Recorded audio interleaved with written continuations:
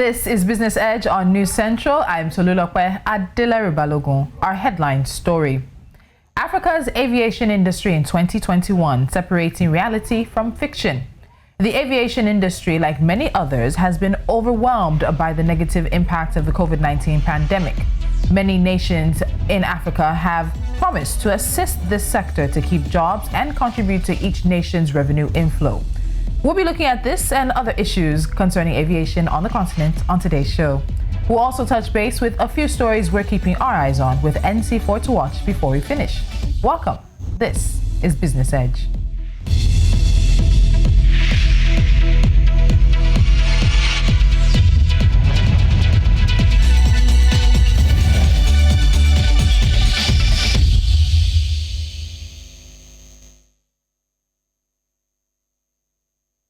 By July 2020, most African nations had implemented strict lockdowns due to the COVID-19 pandemic, and the aviation industry suffered severely for this in terms of deep financial loss. The International Air Transport Association, IATA, reported in mid-2020 that Rwanda, Senegal, Cote d'Ivoire, and Burkina Faso accounted for a total of $311 million in direct financial support to air transport. Noticeably missing are the powerhouses of the continent who, according to the World Bank, will lead growth in 2021, namely Kenya, South Africa, and Nigeria. By the beginning of 2021, Nigeria had redeemed herself by agreeing to pay most of the $13.157 million promised. South Africa has also put her money where her mouth is, with $665 million slated for bailouts for South Africa Airways, and that was captured in the midterm budget, despite the carrier being under administration and already bankrupt. Now, at least $500 million is needed to ensure that Kenya Airways keeps flying. There is yet no indication of any plans for the government to make a contribution to the airline. Joining me on Business Edge is aviation analyst Olumide Ohuayo. He is the Assistant Secretary General of the Aviation Roundtable Safety Initiative, and we'll be breaking down these issues. Olumide, good morning and welcome to Business Edge. Good morning. Thank you for having me. All right, thank you so much. So let's start with Nigeria, which happens to be the continent's largest economy. The government has questions to answer, and one of the first questions is, have they paid the bailout to the aviation sector or not? Is it just on paper, promises that have been made at press conferences, or has it actualized? Well, it has actualized. If you look at the report of the Vice President's Committee for the pandemic and how policies will be rolled out in all sectors of the economy, the aviation industry got 7 billion naira. Out of this 27, the ministry has broken it down now to give 5 billion to the airlines and other value chains. Those who benefit are the travel agents, the taxi hire, and the hire association, and the agencies partners within the Ministry of Aviation. Those are those who benefited. So 4 billion was given to the airlines, AON members, scheduled and non-scheduled, while 1 billion was shared with the other group. Then out of the 4 billion, a certain percentage was taken from the 4 billion for the agencies as part of the debt owed by these airlines to reduce the debt. So that 4 billion that actually directly went to the airlines, do you think it has made the impact it's meant to make as a bailout? Yeah. That's a bit difficult to say. Like the CEO of FE said, it would not change anything. But for some of us in the industry, I thought that the idea of that money was that first you should go ahead and take care of the staff that were not paid during that period. Those were laid off. Those are the people that are supposed to be made beneficiaries of the airline. Who are supposed to take care of those people. But surprisingly, we have seen that some of them have started ordering aircraft and rather trying to expand the business rather than block some of the obligations that have the societal obligations on the policy. Okay. Right, that's an interesting point, given that we're talking expansion, but as all the reports we've seen with the aviation industry, any industry that is tied to tourism particularly will find it difficult to regain footing in 2021. So still with Nigeria, do you see Nigeria being able to relaunch her national carrier afresh, or rather the possibility of merging those airlines that the Assets Management Company of Nigeria, that's AMCON, has taken over? This has been part of the conversation in the aviation industry. What are your thoughts on this? Well, when you talk about this consolidation is either voluntary or regulatory. Now, when you go to the regulatory aspect, it's for the NCAA or the government to find a way, nexus, just like the Chinese have done and the Indonesian government, to ask the airlines to by maybe creating a minimum number of aircraft. I would not want them to use capital, because in Nigeria, when you say capital, you are talking about people just already document and with their banks and some financials, and then they have about 200 billion in their account. So that can be easily done in Nigeria here. But we will want to see physical assets. You asking them that, okay, if you want to operate, you want to remain as an airline, you must show that you have a minimum of about 5 or 6 aircraft in your stable. If you don't want to up to that, then you have to merge that airline. And I think we've been advocating for that. The airline of have been resisting that kind of regulation, and they are not merging. But what we have right is whether it's either you're going to fly remain or you die. That's the situation where the airlines are gotten themselves now. And with the advent of new airlines, I don't think it matters what you're going to see, that some airlines will die while some will remain. As we are talking now, 2 airlines are already on board. United Nigeria and Green Africa, launching with new Green Africa launching with brand new Airbus aircraft. United Nigeria is having 737 and some middle range aircraft launching. So with this airline coming up, I think it will be difficult now to see any consolidation per se, because that's owner management problem we have here. Everybody wants to remain as the CEO. So some airlines will naturally die. Now, coming to the national carrier you mentioned about, it's a bit confusing, and how they are how the government and AMCON is wrapping this up. I just hope we will not end up with a long line of litigation. What we are seeing is that the AMCON, who is supposed to get the debt owed by Aero and APIC, which is their primary responsibility, and how to recover funds for the bank that this airlines for, is now attempting to start a new carrier, which is not part of their brief. They're not supposed to start a new carrier. But let us watch as it goes. It's starting a new carrier now, and from that new carrier, they're taking the axis of Irish and trying to reduce the powers of Aero to form this new carrier. And they have removed the ND of Aero, Captain Sanusi, to become the ND of this new carrier. So let us see how it pans out. Now, is this new carrier linked to the national carrier of the Honorable Minister of Aviation? Because the Honorable Minister of Aviation, national carrier, is still on the paper. We are yet to see any move after it has been stopped. Or we just like, okay, money has been allocated. What this one has been allocated, what is going to go? Maybe the opportunity between AMCON and the Minister of Aviation to use this new airline as a concurrent of the national carrier. So with that question, I feel like I even have more questions, but that's the conversation that we're having. I don't want us to solely focus on Nigeria, but a valuable takeaway. There's litigation involved with AMCON taking over Air Peace and Eric, then the potential of AMCON bringing about a carrier, which, as you said, is not in the remit of the Assets Management Corporation of Nigeria, and whether or not it's linked to the Air Nigeria that was very infamously, I guess I would say, launched about 2 or 3 years ago. It was launched on paper, logo and everything, but we never once saw a plane take off. I think this is a story we're going to have to follow as well. But let's come back to what's happening across the continent. And just like we talked about a national carrier in Nigeria, there's conversation about a national carrier on the other side of the continent. Now, 25 years after privatization, Kenya Airways looks to become majority government-owned again. The Kenyan government, which has always maintained a significant stake in the airline, is moving to retake full control of Kenya Airways.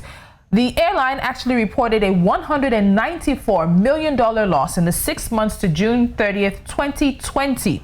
That's triple what the airline lost in the same 6 months in 2019. Now, CEO Alan Kilavuka says the airway needs $500 million as a bailout in order to keep flying. He favors nationalizing Kenya Airways. So what's the situation with the airline? What do you think about the airline returning to being a national carrier?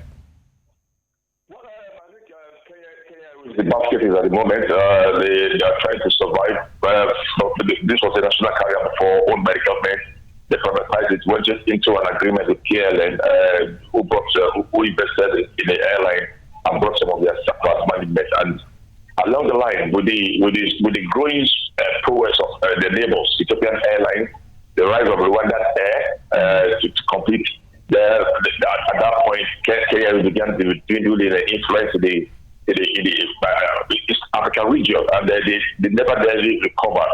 And while they were still bleeding and trying to restructure, then came the heat from the COVID pandemic.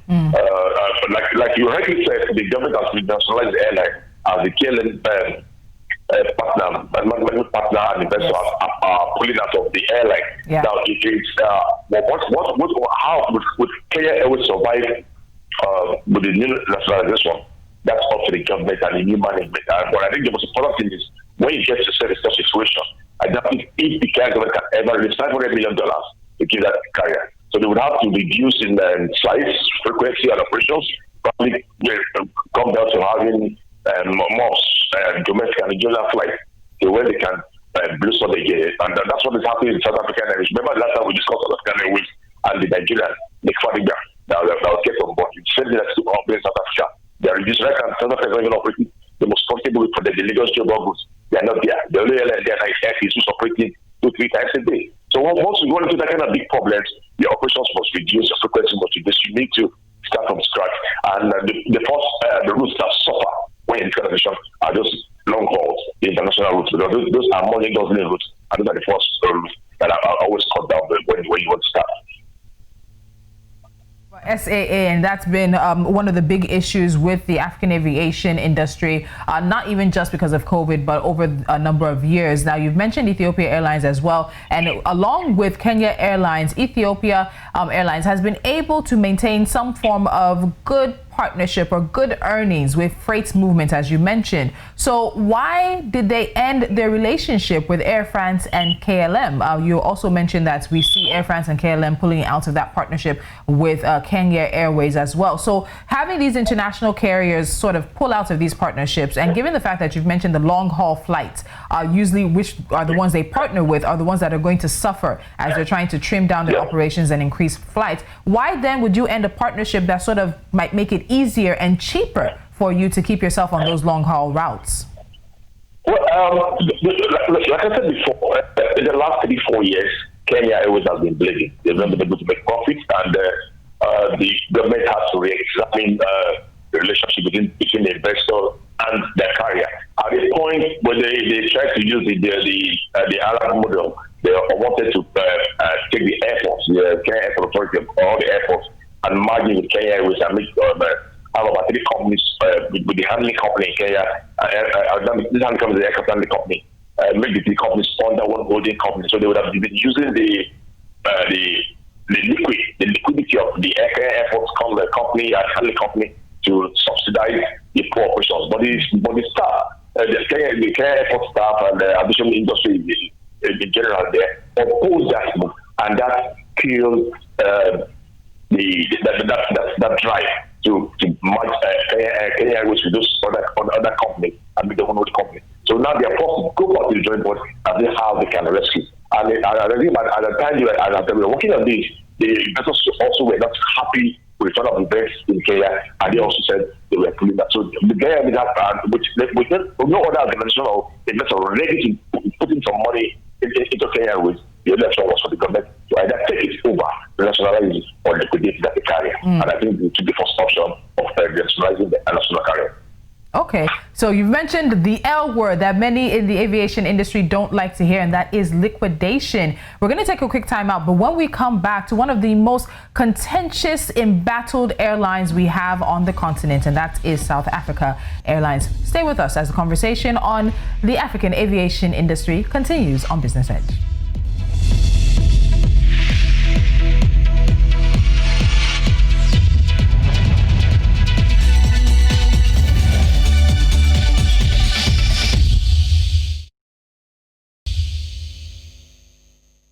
Still with me on Business Edge is aviation analyst Olumide Ohuayo. And now we get to South Africa Airways.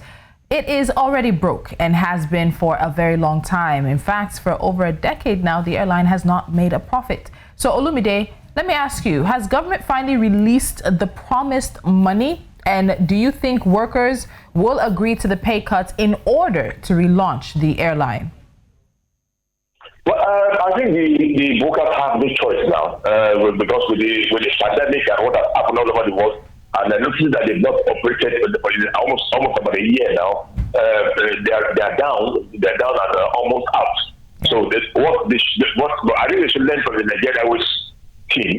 What happens in Nigerian Airways and whatever it takes for the airline to refloat should be supported now by the workers. It is better to have 20 or 30 workers working, feeding their family, and for those who are out of work to get something in the future than to allow everybody to be out and kill the airline completely and nobody gets anything.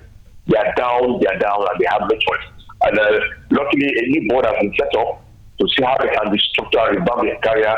And our own Nigerians, the fact that it's a board that new board, that technical board, to rearrange and return South African Airways back to the sky. But one thing is sure, it can never be the same again. Those long hauls, numerous frequencies would not happen anymore. You expect to see a lean and a smaller South African Airways now. That will coordinate the domestic routes and maybe picking over doing the regional flights within the South African region, because most of the South African Islamic countries do not have viable airlines. So South Africa has the opportunity to take over the region, to dominate that region flights, and thereafter they can move to other parts of Africa and before eventually to the long haul again. Okay, so you already mentioned breaking it down to be more efficient, and we've heard from the government that says SAA will be broken down to be more efficient, and that they're looking to do more in terms of how the airline is managed. Now, in August 2020, the government released 9.3 billion rand towards paying the 16.4 billion rand that SAA owed its creditors. The airline's rescue practitioners had said that the airline is facing liquidation should the 10.5 billion rand required to finance the business not materialize. Government interference has also been noted as a major issue influencing the bad management of SAA as well as its debt issue. So breaking down to be more efficient and leaner, and also taking over more of the flying routes in the SADC region. But beyond that, do we think there's a possibility of liquidation if this airline does not become profitable again? How long should government give SAA after it has gotten its bailout, after it has gotten a lean business plan? How long should they give SAA before they say, you know what, maybe this just is not working? Well, you see, South Africa is a tourist country, and also the biggest economy in the sub-region. So they have all the factors to have a viable carrier. I think when the back took power, that was when the decision in South Africa began to deteriorate. There was that attempt to reverse the corporate ratio of staff in the airline. Suddenly, the new government began to pick blacks to become MD and top position. Not mind that some of them don't have the requisite experience and exposure to take some of those positions, and the fortune of the airline began to fall. And you know, the government have been funding and subsidizing South Africa for donkey years. But I think there'll come a time when you say, no, I cannot continue this way. I cannot continue this way. And I think that's why at this point in time, with the pandemic now bringing it back here, grounding the airline and industry in general, I think that was the opportunity the government needed. That's yes, now that we are down, we would have to take a bold step. And the bold step is that they're not only relying on South Africa now, they're taking experts from everywhere in the world, which includes Nigeria will be able to discuss the last time, who was part of the thing to the public. It is necessary, it's a necessity for South Africa to have a carrier, a strong carrier, to complement their goods, their terrorism, and the economy. They need to have a strong carrier to push that in and then get them to the appropriate place in tourism and the economy. Okay. Hard decisions, something that are always issues when we come to talking about conversations on the continent, particularly political and economic ones. So let's still talk a bit about national carriers. We've seen Nigeria try to revive their national carrier. We're hearing Uganda trying to revive a national carrier, Tanzania as well, Ghana even. We're seeing South Africa and how things have played out. Why has there been such a problem with the management of national carriers? Why is that such an issue, do you think, that we have here on the continent, as we also see some looking at a resurgence of national carriers? Well, I think it's what I call a grandfather problem. Almost all the countries you have mentioned, including Nigeria, have had one of about 2 to 3 national carriers. As they die, they resuscitate and set up another one, and they go back to the limbo again. So, but for me, go off the limbo again. But for me, if you look at some of these countries, their economies are just too small to take on a strong national carrier. So, once an airline has a national carrier, the first thing they want to do is how they can be known outside the region. They all want to start like a long-haul international flight.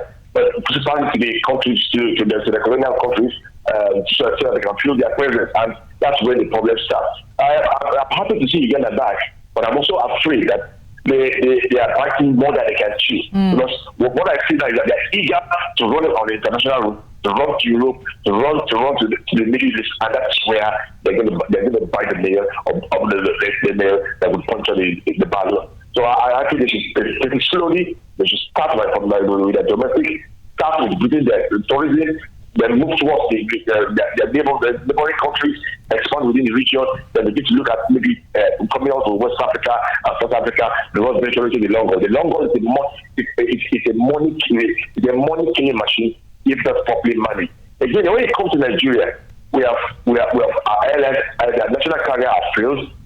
Those who advocate that we do not need a national carrier.